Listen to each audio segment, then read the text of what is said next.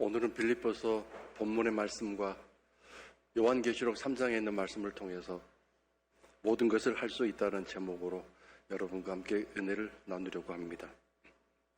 지난번 이왕섭 장로님 장례식 때 제가 잠깐 이야기한 적이 있는데, 천국에 가면 다 만나게 되지 않겠습니까? 만나면 이름도 알고 이 세상에서 함께 지냈던 일들도 다 기억나겠죠. 근데 서로의 관계 속에서 좋지 않은 일, 상처받는 일, 상처 준 일, 그런 일들이 기억되면 그게 어디 천국 생활이겠습니까? 또 속이 뒤집어지고 고통스럽고 또 속이 무너지지 않겠습니까? 그래서 저는 우리가 천국에 갔을 때 리부팅되고 리셋돼서 완전히 새롭게 만들어져서 그 좋지 않은 기억들, 아픈 기억들은 다 지워지고 깨끗하게 되어진 상태에서 부활하게 될 거라고 저는 생각합니다. 근데 돌아와서 한 가지를 생각해 보니까 이게 남았어요. 그 사람과 만났는데 물론 다 하나님이, 주님이 지워주셔서 그런 좋지 않은 기억들은 하나도 없는데, 그 사람과 좋은 어떤 관계, 좋은 일이 없다 이거죠. 그럼 또 어떻게 될까? 그 생각도 들고, 다른 사람은 한 10개, 50개가 되는데 그 사람과의 관계에서 좋은 기억은 한 2개밖에 없다. 그런 일도 있을 텐데 그건 또 어떻게 될까? 그 생각이 들었습니다. 어쨌든 제가 기억하기로 몇 년 전에, 아주 오래전에 우리 교회 1년 표어가 사랑의 추억이 많은 교회 이렇게 해서 1년 동안 신앙생활 한 적이 있는데, 저 식당에 가면 붙어 있을 겁니다. 여러분 점심 드시러 가셔가지고 저 식당 쪽에 그 사진들이 붙어 있는데, 사랑의 추억이 많은 교회가 몇 년도인지 좀 확인 좀 해보시기 바라요. 서로 살면서 아름답고 좋은 추억들은 많이 서로 남기고 또 주고받는 그런 우리 여주교회 성도들 되시기를 주 이름으로 축원합니다. 본문으로 삼은 빌립보서 4장 13절은 아주 유명한 구절입니다. 너무도 잘 아는 구절입니다. 제가 아주 오래전에 서울에 있는 어느 식당에 가서 봤는데, 그 벽에 저 말씀이 나무판에 목각으로 이렇게 멋있게 디자인돼서 새겨져서 그 벽에 걸려 있었습니다. 저는 그걸 보면서 그 주인이 얼마나 장사가 잘 되기를 바라는 간절한 마음이 있는지 거기에 담겨져 있는 것을 느끼게 됐고요. 또 한 가지 이런 생각이 들었습니다. 이 주인은 정말 믿음이 용감한 사람이든지 아니면 무지한 사람이든지 큰일 날 사람이다라는 생각을 하게 됐습니다. 왜 큰일 날 사람일 수도 있고 용감한 믿음의 사람일 수도 있냐면은, 그 말씀이, 이 본문 말씀이 하나님이 잘 되게 해주셔서, 장사 잘 되게 해주셔서 주변의 모든 가게들은 망할지라도 우리 가게는 잘 되고 손님들이 밀어 터지게 되는 그런 일들이, 내 사업이 잘 되게 해주실 것이다, 주의 능력 안에서, 그런 기대의 말씀도 있지만, 반면에 손님이 한 명도 없어서 늘 파리만 날리고 있고, 사놓은 식재료가 다 상해서 눈물을 머금고 버려야 되고, 월세를 마련하지 못해서 보증금 까먹고 있을지라도 나는 결코 흔들리지 않습니다. 괜찮습니다. 환경과 조건을 이기게 해주시는 그의 능력 안에서 나는 능히 감당하겠습니다. 이런 자세와 태도가 있어야 하는 것이 오늘 본문 말씀이거든요. 그래서 오늘 말씀을 우리가 한 구절, 좋은 구절만 똑 떼내가지고 그것만 붙들고 그렇게 될 줄 믿습니다 했다가는 큰일 납니다. 하나님은 절대적으로 그러신 분이 아닙니다. 그래서 우리가 이 말씀을 읽고 묵상할 때 이 말씀을 왜 하셨는가, 누구에게 하셨는가, 어떤 상황에서 하셨는가, 뭘 요구하시면서 하셨는가, 이런 여러 가지들을 살펴보면서 말씀을 묵상하셔야 됩니다. 그것이 바로 큐티이고 말씀 묵상입니다. 오늘 이 13절을 잘 이해하려면 11절과 12절을 함께 이해를 하고 넘어가야 합니다. 11절과 12절의 말씀을 제가 짧은 구절도 설명을 드리면 이렇게 되어 있어요. 나는 비천에 처할 줄도 알고 풍부에 처할 줄도 알아. 모든 일, 곧 배부름과 배고픔과 풍부와 궁핍에도 처할 줄 아는 일체의 비결을 배웠노라 그랬습니다. 즉 이 말은 배고파도 배불러도 일이 잘 돼도 일이 잘 안 돼도 돈이 있어도 돈이 한 푼도 없어도 나는 절대로 믿음에 흔들리지 아니하고 주님 떠나지 아니하고 나는 여전히 주님을 사랑하고 여전히 변함없이 주님을 찬양하고 기도하고 하나님의 말씀을 내 삶에서 열심히 실천할 것입니다. 이런 얘기거든요. 내게 능력 주시는 자 안에서 모든 것을 어떤 상황에서도 어떤 처지에서도 주님을 떠나지 않고 신앙 게을러지지 않고 나태해지지 않고 신앙 낙심되지 않는 그런 신앙으로 내가 지금 서 있습니다라는 고백이거든요. 요한계시록 2장 3장에는 그 당시에 대표적인 교회 7개가 나옵니다. 근데 5개 교회는 책망을 하고 칭찬도 있어요. 근데 책망도 하고 더 나아가서 무서운 저주까지 하십니다. 교회를 향해 주님이 저주하십니다. 잘한 것도 있는데 이 잘못한 것 이거 안 고치면 저주가 임할 것이다라고 말씀하셨어요. 근데 거기 이기는 자라는 단어가 계속 나오죠. 각 교회마다 이긴다. 이긴다는 말이 뭔지 오늘 본문 말씀과 관통하는 말씀인데요. 견디다, 버티다, 감당하다 그런 뜻이에요. 이긴다라는 말은.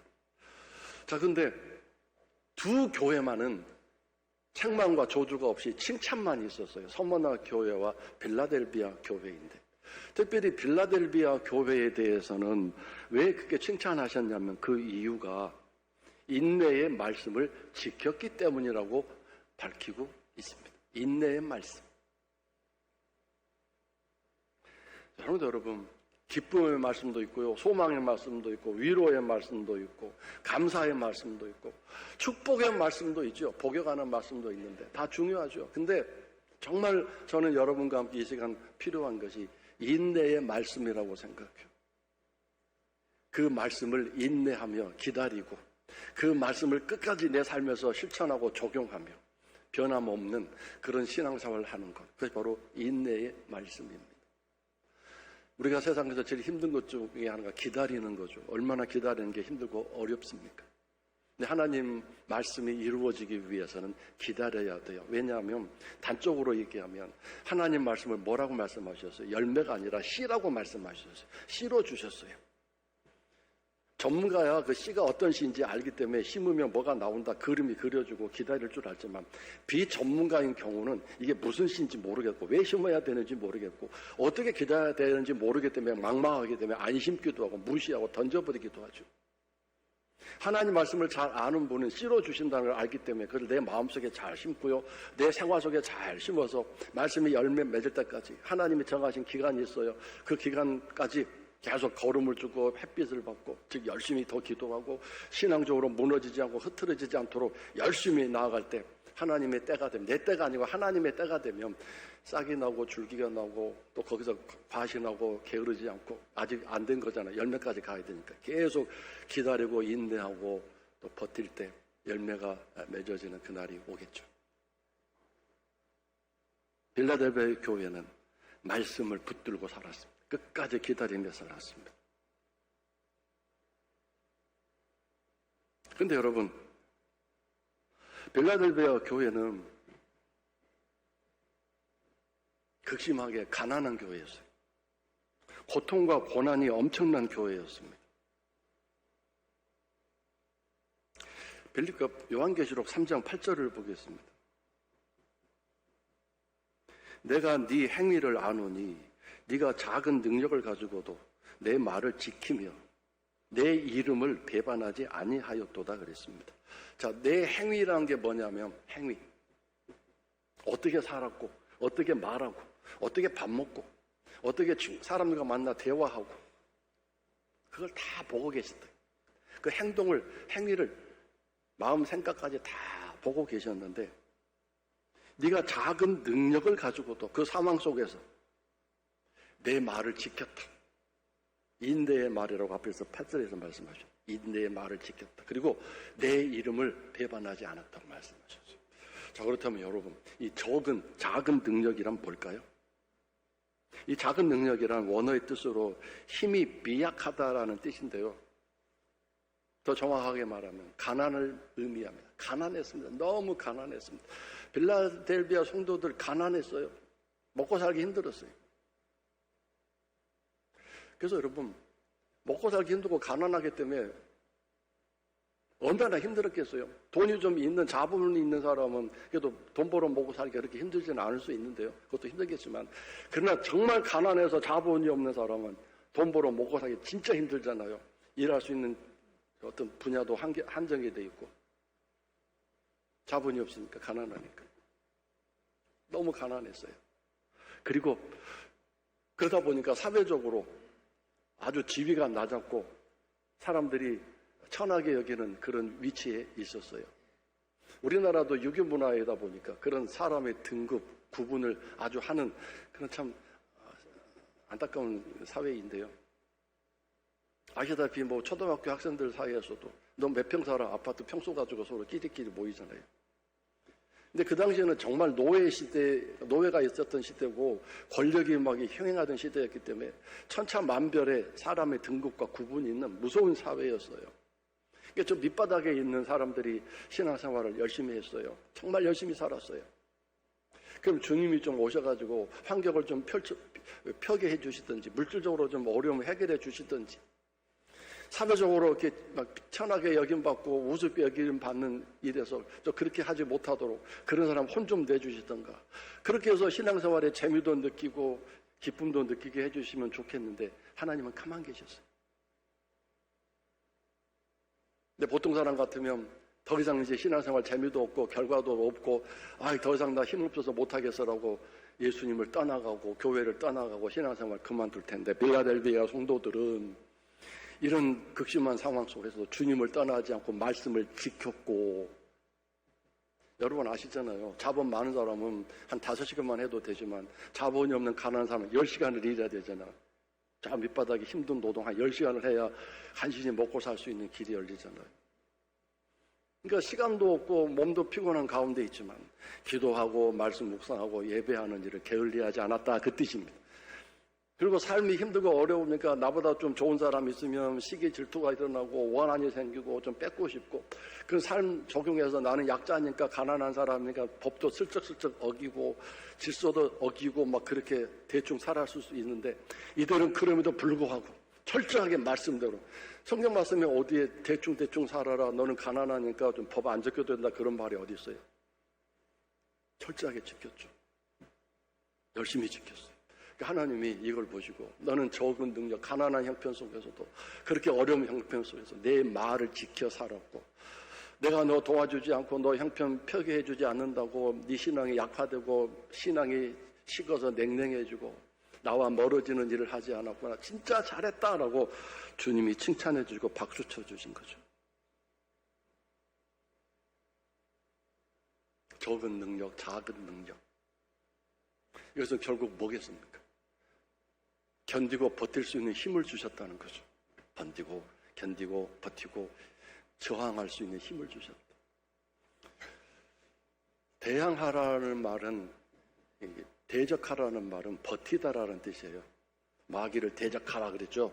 대적하라는 말은 싸우라는 뜻이 아니고 버티라, 레지스트, 버티다, 견디다 그런 뜻이에요. 하나님은 주님은 이 빌라델비아 교회에 3가지 보상을 주셨어요. 3장 11절에 내가 속히 오리라라고 말씀하셨어요. 내가 속히 오리. 빌라델비아 교회 성도들을 보고 싶으셨어요. 그리워서 보고 싶어서 내가 속히 재림하겠다. 그리고 내가 속히 감으로 너희들의 그 고통과 고난도 해결해 주겠다. 이렇게 하시는 하나님의 음성, 주의 음성이 거기 담겨 있어요. 누가복음 18장 8절에 보시면 예수님이 이런 말씀을 하셨어요. 내가 재림할 때 이 땅에 다시 올 때 믿음을 볼 수 있을까라고 말씀하셨어요. 정말 믿음 가진 사람이 내가 이 땅에 다시 올 때 얼마나 있을까? 그런 사람들을 볼 수 있을까라고 안타까워서 하시는 말씀이 거기 있거든요. 이걸 보면 주님도 아세요. 믿음을 끝까지 지키는 게 얼마나 힘들고 어려운지, 별 사람 몇 명 없을 것이다라고 얘기하셨어요. 믿음이란 뭔가요? 내 마음속에 신뢰, 확신인가요? 아니죠. 말씀이죠. 말씀을 향한, 또 그 말씀을 하신 주님을 향한, 하나님을 향한 믿음이죠. 믿음이란 뭔가요? 마음속에 있는 어떤 신뢰, 확신 그것만이 아니라 삶에서, 그리고 실제로 적용하고 삶에서 실제로 실천해야 그것이 온전한 믿음이 되는 거죠. 마음속으로, 생각속으로만 가지고 있는 것은 반쪽짜리 믿음이잖아요. 죽은 믿음이잖아요. 두 번째로 10절에서 놀라운 복을 주셨는데요. 시험의 때를 면하게 하리니 그랬습니다. 너는 이미 시험에 통과했다는 뜻인데요. 그 10절 말씀 화면에 비춰주세요. 이렇게 말씀하셨어요. 네가 나의 인내의 말씀을 지켰은즉 내가 또한 너를 지켜. 저는 저걸 지킴의 법칙이라고 말해요. 내가 인내의 말씀을 지켰다. 지켰다면 행했다, 실천했다 그런 뜻인데, 그랬더니 주님도 또한 내가 너를 지켜 보호해 주시다, 보살펴 주시다. 오고 가는 게 있죠. 그러니 내가 하나님 말씀을 인내함으로 끝까지 참고 기다리고 그 말씀을 떠나지 않고 신앙 냉랭해지지 않고 세상에 어디 가서 또 살 길 없나 찾아보지 않고 주님만 바라보는 그 삶을 살지도 않았으면서 하나님 저 도와주세요, 살려주세요 그러면 안 되겠다 이거죠. 그래서 그렇게 했으니 내가 너를 지켜서 시험의 때를 면하게 하리라. 너를 제외시켜 주겠다. 이것은 장차 온 세상에 임하여 땅에 거하는 자들을 시험할 때라. 마지막 정말 대환란을 의미하는 거죠. 주님 이 땅에 다시 오실 무렵에 이 지구상에 적그리스도를 통해서 대환란이 일어날 것입니다. 전반기 3년 반, 7년 대환란 중에 전반기 3년 반을 가리킨다고 얘기하는데 어쨌든 엄청난 세상에 없는 자연재해와 또 바이러스, 전염병들과 고통이 엄청날 겁니다. 경제적으로, 사회적으로. 근데 인내의 말씀을 지킨 성도는 그 고난과 고통 중에서도 그 말씀대로 살려고 몸부림쳤고 주의 이름을 떠나지 않았기 때문에 이미 시험에 통과했기 때문에 마지막 환난 때의 시험은 면제해 주겠다. 내가 지켜 보호해 주고 머리털 끝 하나도 상치 않도록 보호해 주겠다고 약속하셨습니다. 그러므로 여러분, 우리는 축복의 말씀, 기쁨의 말씀, 감사의 말씀 너무 좋아하죠? 그것만 또 찾아서 막 노트에 써가지고 매일 읽잖아요. 근데 정말 필요한 게 뭔가요? 인내가 필요해요. 인내. 이 말씀을 끝까지 버티고 내가 끝까지 내 삶에서 실천하고 적용하며 살 것이다. 세 번째 받은 복이 뭐냐면요, 면류관을 받았어요. 이 땅에서 이미 면류관을 받았어요. 이 면류관은 이 땅의 삶을 마치고 주 앞에 갔을 때 받는 건데, 모든 마지막 선에서 달리기 하다가 중간에 세워가지고 면류관 주는 사람, 월계관 써주는 경우가 있어요. 다 맞춰서 끝까지 승리했을 때 그때 주잖아요. 근데 빌라델 교회 성도들은 다 받았어요.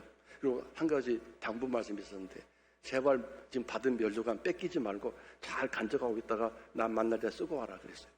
거기 있어요. 마지막 절에서 이렇게 써 있어요. 얼마나 대단한 교회입니까? 그래서 우리 성도들, 우리 여주교회가 인내의 교회가 되고 인내의 말씀을 가지고 살아가는 그 성도들이 될 수 있기를 주의 이름으로 축원합니다.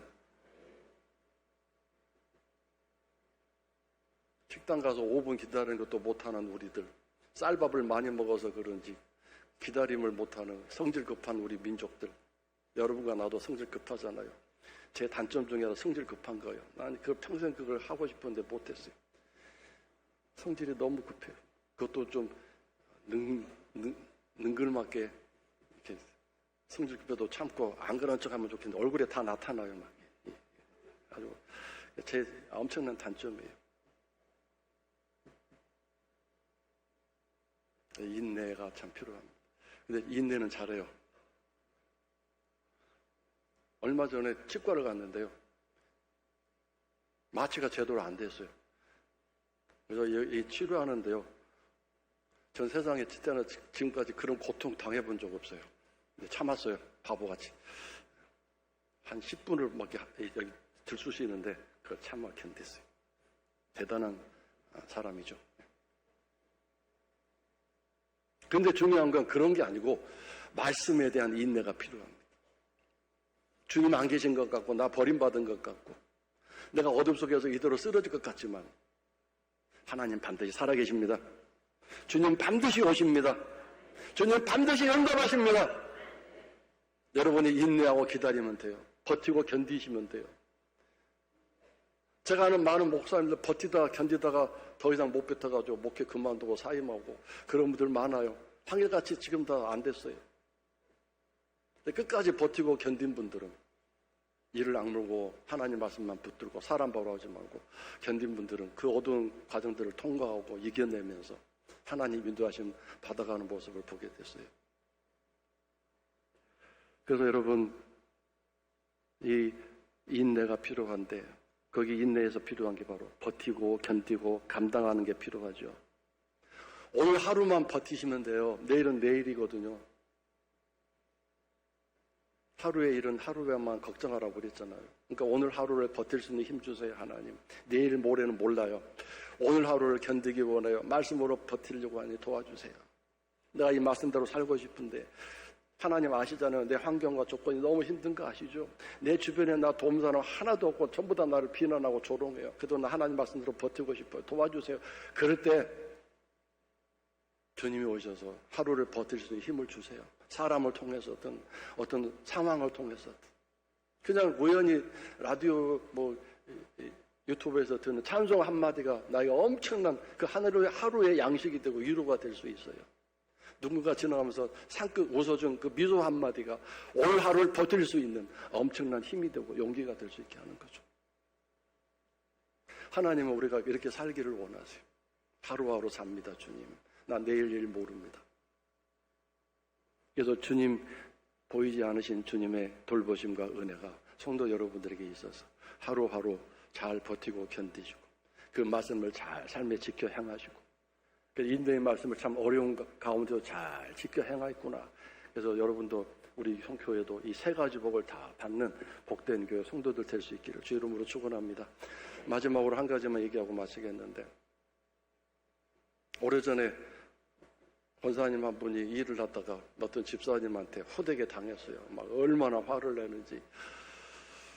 옆에서 모르는 사람도 민망할 정도로 막 화를 내서 그 권사님이 너무 힘드셨다 생각이 들어서 제가 알고 전화를 드렸어요. 권사님 너무 힘드시죠? 그랬더니 뭐라고 말씀하셨냐면 아니에요 목사님 저 괜찮아요.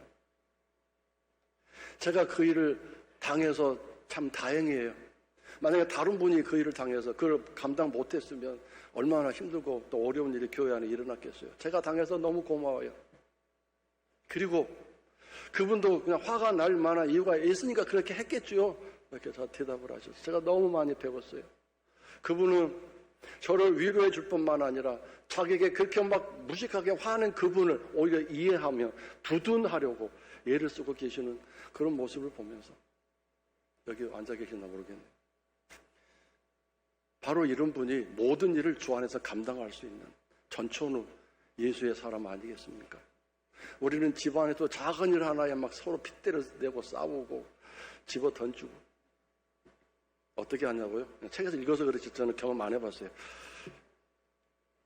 TV 드라마 보면 나오더라고 막 집어 던지고 막 난리를 치고 견디는 말씀, 인내의 말씀 성도 여러분에게 있어서 빌라델비아 교회처럼 이 세 가지 복을 받으신 속히 오리라 칭찬해 주시고 면류관을 씌워주시고 또 한 가지는 뭐예요? 네. 잊지 마세요. 이 세 가지 복. 제가 한 가지 말 안 하니까 뭐지 또 하시는 분 계시죠? 나 말 안 할 거예요. 유튜브 들어보세요.